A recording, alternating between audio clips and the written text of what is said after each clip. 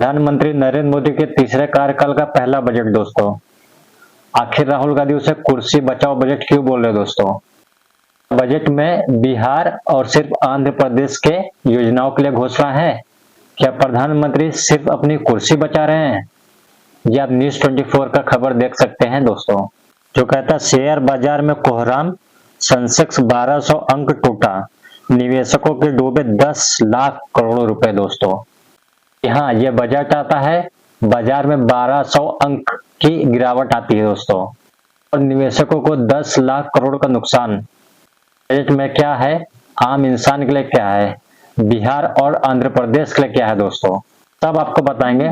सबसे पहले मैं आपको बतलाना चाहूंगा दोस्तों, इस मुद्दे पे राहुल गांधी ने क्या कहा है, देखते हैं। राहुल गांधी कहते हैं कुर्सी बचाओ budget, appease allies hollow permission to them at the cost of other states, appease cronies benefit to AA। AA से आप समझ गए दोस्तों, दो उद्योगपति हैं, दोनों का नाम AA से स्टार्ट होता है। Benefit to AA with no relief for the common Indian, copy and paste Congress manifesto and previous budgets. तो तीन बातें यहाँ पे राहुल गांधी कह रही है। तो पहली बात बोल रहे हैं कि जो सहयोगी दल है उसे किसी तरह से भी खुश रखो, पर किसकी कीमत पर? दूसरे राज्यों की कीमत पर दोस्तों। और दोस्तों सहयोगी दलों को भी दो तो भी हल्की चीजें, कोई पुख्ता चीजें नहीं है दोस्तों। अपीस कोरोनिस कैपिटलाइजेशन पे हमेशा राहुल गांधी नरेंद्र मोदी को बोलते रहते हैं। याद कीजिएगा दोस्तों, पहला जो प्रहार राहुल गांधी ने किया था सूट बूट की बातें, जिससे नरेंद्र मोदी हिल गए थे दोस्तों। और दोस्तों यहीं पे राहुल गांधी कर रहे हैं बेनिफिस्टो ए का मतलब जो दोनों उद्योगपति हमारे, उनके बारे में बोल रहे हैं। ये फायदा और आम इंसान को राहत नहीं, ये चीज दोस्तों। Copy paste Congress manifesto and previous budget दोस्तों कांग्रेस ये बोल रही है कि जो कांग्रेस का मैनिफेस्टो था, जो युवाओं के बारे में बोल रही है, महिलाओं के बारे में बोल रही है, वो इस बजट में उन्होंने दिया है। राहुल गांधी यहाँ पे कह रहे हो दोस्तों कि कांग्रेस की पहले जो बजट थी 2014 से पहले, यानी कि कांग्रेस के घोषणा पत्र जो बातें कही गई हैं उसी को कॉपी पेस्ट, उसी को नकल किया गया है दोस्तों। कांग्रेस ने इसे नकलची बजट भी बताया दोस्तों। और दोस्तों मेरा मानना है, मेरा ये कहना है कि अगर सरकार कोई अच्छी चीज कर रही है तो उसमें कुछ गलत नहीं है दोस्तों। बट दोस्तों कांग्रेस ने इस मुद्दे पे करारा प्रहार किया है दोस्तों। बट दोस्तों इस बजट में जो बीजेपी सरकार की, जो मोदी सरकार की अपनी कुर्सी बचाने के लिए जद्दोजहद है, वो इस बजट में दिखाई दे रहा है दोस्तों। देखिए दोस्तों किस तरह से वित्त मंत्री निर्मला सीतारमण ने आंध्र प्रदेश के जो घोषणाएं की थी, देखते हैं दोस्तों। Andhra Pradesh reorganisation act, our government has made concerted efforts to fulfill the commitments in Andhra Pradesh Reorganization Act.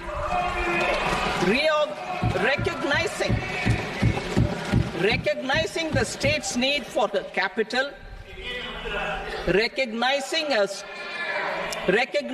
the state's need for a capital, we will facilitate special financial support through multilateral development agencies. In the current financial year, 15,000 crore rupees will be arranged with additional amounts in future years.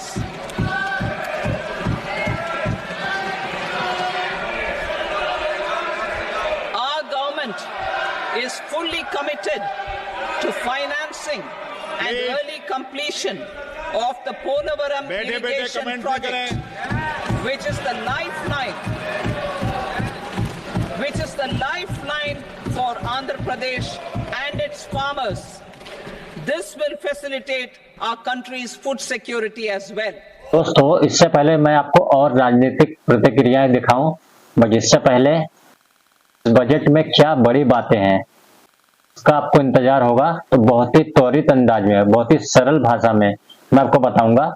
बहुत लोग जब budget के बारे में बात करते हैं तो भाषा आसान नहीं है तो दोस्तों, बट मैं आपको सरल लैंग्वेज में बताता हूँ कि क्या है इस बजट में दोस्तों।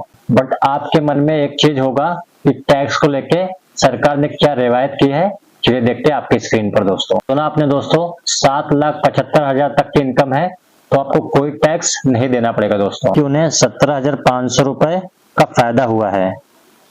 पहली नौकरी वाले जिनकी सैलरी 1 लाख रुपए से कम होगी, उन्हें सरकार अधिकतम 15,000 रुपए 3 किस्तों में देगी।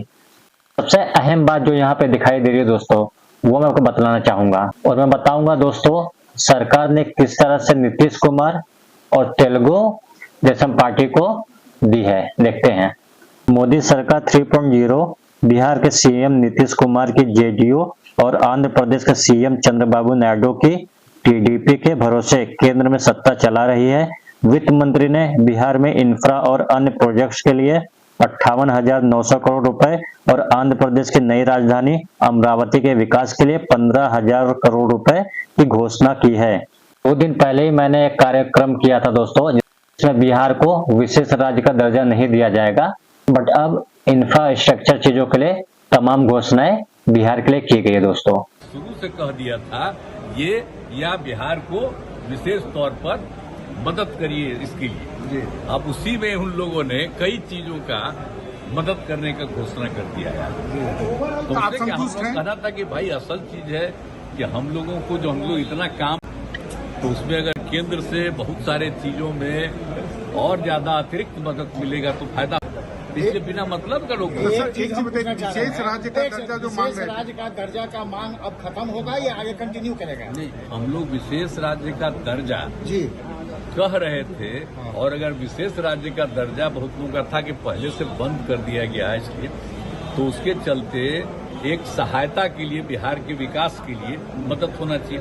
जी। मदद होना चाहिए बिहार को जी, तो वो तो करना शुरू कर दिए। आप खुश हैं?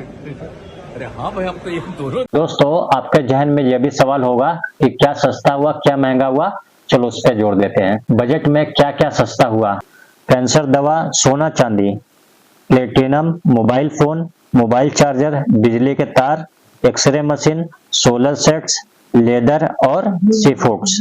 मोबाइल और चार्जर पर कस्टम ड्यूटी घटकर 15% हो गई है। सोना और चांदी के गहनों पर कस्टम ड्यूटी घटकर 6% हो गई है। यही नहीं दोस्तों, शिक्षा के क्षेत्र में क्या किया गया है एजुकेशन लोन के लिए? जी हाँ, एजुकेशन लोन के लिए जिन्हें सरकारी योजनाओं के तहत कोई फायदा नहीं मिल रहा है, देश भर के संस्थाओं में एडमिशन के लिए लोन मिलेगा। लोन का 3% तक पैसा सरकार देगी। इसके लिए ई वाउचर लाए जाएंगे जो हर साल 1 लाख स्टूडेंट को मिलेंगे। इसके अलावा युवाओं के लिए मुद्रा लोन की रकम 10 लाख से बढ़कर 20 लाख रुपए दिए जाएंगे दोस्तों। 500 टॉप कंपनियों में 1 करोड़ युवाओं को इंटर्नशिप का वादा। महिलाओं और लड़कियों के लिए लाभ पहुंचाने वाली योजनाओं के लिए 3 लाख करोड़ रुपए का प्रावधान। सोलर एनर्जी को बढ़ावा देने के लिए सूर्य घर मुफ्त बिजली योजना के तहत 1 करोड़ घरों को 300 यूनिट तक का हर महीने बिजली फ्री। और दोस्तों किसान के लिए भी सरकार ने कुछ योजनाएं या कुछ घोषणाएं की है। 6 करोड़ किसानों की जानकारी के लिए लैंड रजिस्ट्री पर लाई जाएगी। 5 राज्यों में नए किसान क्रेडिट कार्ड जारी किए जाएंगे। और मैं आपको बतलाऊं दोस्तों, प्रधानमंत्री ने खास तौर से किसान के लिए इस बातों का ऐलान किया है। इस बजट का एक बहुत बड़ा फोकस देश के किसान है। अन्न भंडारण के लिए दुनिया की सबसे बड़ी स्कीम के बाद अब हम वेजिटेबल्स प्रोडक्शन क्लस्टर्स बनाने जा रहे हैं। इससे छोटे किसानों को सब्जियां, फल, अन्य उपज के लिए नए बाजार मिलेंगे, बेहतर दाम मिलेंगे। ऐसा प्रधानमंत्री नरेंद्र मोदी कह रहे हैं दोस्तों टैक्स को लेके क्या रिवायत है, एजुकेशन को लेके क्या रिवायत है और बाकी चीजों के लिए क्या रिवायत है दोस्तों, आपके जहन में वो भी सवाल रहा होगा दोस्तों विपक्ष इस मुद्दे पे करारा प्रहार किया जा रहा है। देख सकते हो दोस्तों कि आदित्य ठाकरे ने क्या बोला है। आदित्य ठाकरे बोलते दोस्तों, इससे पता चलता है कि प्रधानमंत्री को महाराष्ट्र से कितनी नफरत है। आंध्र एंड बिहार के लिए योजनाएं की गई हैं, बट महाराष्ट्र को भूल गए हैं। जहाँ पे 2 से 2.5 महीने में चुनाव है दोस्तों। आदित्य ठाकरे का बयान आपकी स्क्रीन पर दोस्तों। समझ सकता हूँ कि भारतीय जनता पार्टी अपनी सरकार बचाना चाहती है, बिहार और आंध्र प्रदेश को पैसा दे रही है, मगर इसमें महाराष्ट्र की क्या गलती है? हम सबसे बड़े टैक्स पेयर हैं, हम लगातार कंट्रीब्यूट करते हैं, हमें क्या मिला? क्या महाराष्ट्र का जिक्र एक बार भी बजट में हुआ? आखिर भारतीय जनता पार्टी महाराष्ट्र की इतनी बेइज्जती क्यों करती है? ये पहली बार नहीं है। एक दशक से भारतीय जनता पार्टी महाराष्ट्र को इग्नोर करती आ रही है दोस्तों। ये शर्मनाक है। आज संवैधानिक तौर पे महाराष्ट्र में सरकार बनाई, फिर भी महाराष्ट्र को कुछ नहीं मिला। सिर्फ महाराष्ट्र को लूट रहे हैं, प्रत्यक्ष एंड अप्रत्यक्ष तौर से, यानी कि डायरेक्टली और इनडायरेक्टली। साफ तौर पे नाराजगी दिखाई दे रही है दोस्तों। इसी तरह से अखिलेश यादव ने भी तल्ख तेवर अपनाया दोस्तों। सुनते हैं। मान लीजिए सरकार बचानी है तो अच्छी बात है कि बिहार को, आंध्र प्रदेश को कुछ विशेष पैकेज या विशेष योजनाओं से जोड़ा गया है। लेकिन उत्तर प्रदेश जैसा प्रदेश जो प्रधानमंत्री देता है, क्या वहाँ के किसान के लिए कुछ बड़े फैसले हैं? किसान की फसल की पैदावार, उसकी कीमत के लिए क्या कोई इंतजाम है? कहने को तो याद होगा आप सबको कि पिछली बार कहा था कि मंडी और एग्रीकल्चर इंफ्रास्ट्रक्चर के लिए स्ट्रेंथन करने के लिए लाखों करोड़ रुपए हैं। अगर वो इंफ्रास्ट्रक्चर स्ट्रेंथन हुआ था तो इसका मतलब किसान की आय दोगुनी होनी चाहिए या किसान की आय बढ़नी चाहिए थी, वो तो नहीं बढ़ी।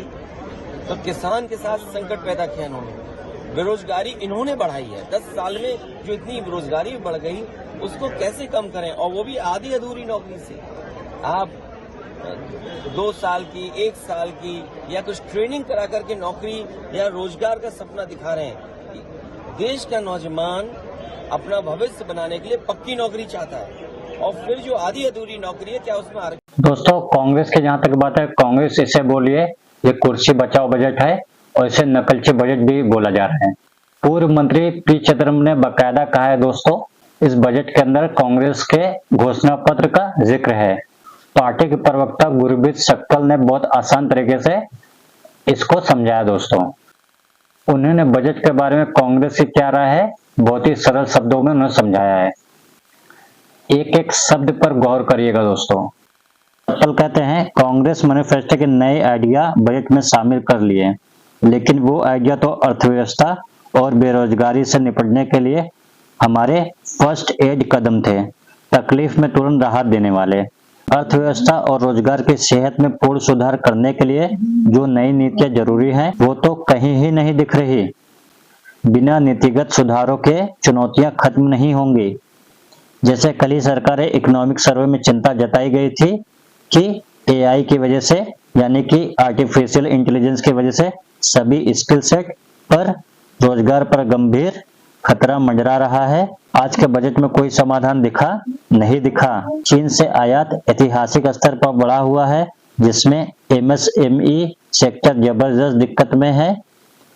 आपको इस दिशा में समाधान का प्रयास नहीं दिखा। निजी कॉलेजों की ऊंची फीस के कारण उच्च शिक्षा आम लोगों की पहुंच से बाहर होती जा रही है, इसका कोई समाधान नहीं दिखा। विश्व के 100 सर्वाधिक प्रदूषित शहर में 83 अब भारत के हैं, इस दिशा में कोई प्रयास नहीं दिखा। 2015 में मोदी सरकार में 2023 तक 40 करोड़ युवाओं को स्किल ट्रेनिंग देने का लक्ष्य रखा था। 2024 तक 1.37 करोड़ युवा ही ट्रेन हुए। अब इस विफलता की विवेचना किए बगैर अगले 5 साल में 4.1 करोड़ युवाओं को ट्रेनिंग का लक्ष्य घोषित कर दिया। बाकी के 90% युवाओं का क्या होगा पता नहीं। तो ये बजट पहला तो बहुत निराशजनक बजट है। दूसरा, ये अपना सिंहासन बचाने के लिए ये बजट किया गया है। तीसरा, जो किसानों के लिए हम अपेक्षा कर रहे थे एमएसपी गारंटी का, और कानूनन उसको कुछ एमएसपी को मजबूती मिलेगी, और फर्टिलाइज़र और दूसरे पेस्टिसाइड इसके लिए कुछ सब्सिडी भी मिलेगा। ये सारी चीज़ें हमने एक्सपेक्ट किया था, वो भी इसमें नहीं। एक तरह से कह सकते दोस्तों धज्जियां उड़ा दी है कांग्रेस ने इस बजट की। इसका अर्थ क्या है दोस्तों? उत्तर प्रदेश शिकायत कर रहा है, महाराष्ट्र शिकायत कर रहा है और बंगाल भी शिकायत कर रहा है। और बजट का कहीं रहमो करम दिख रहा है दोस्तों तो बिहार और आंध्र प्रदेश पर, और क्यों ना दिखे दोस्तों, ये भी आप बात समझ रहे हो दोस्तों। इससे पता चलता है सरकार की रचनात्मक सोच दोस्तों। तो वीडियो में अभी के लिए इतने ही दोस्तों, और वीडियो में आपको कोई भी बजट से लेकर क्वेरी हो तो मुझे कमेंट बॉक्स में जरूर शेयर करें। तो थैंक यू सो मच दोस्तों, जय हिंद।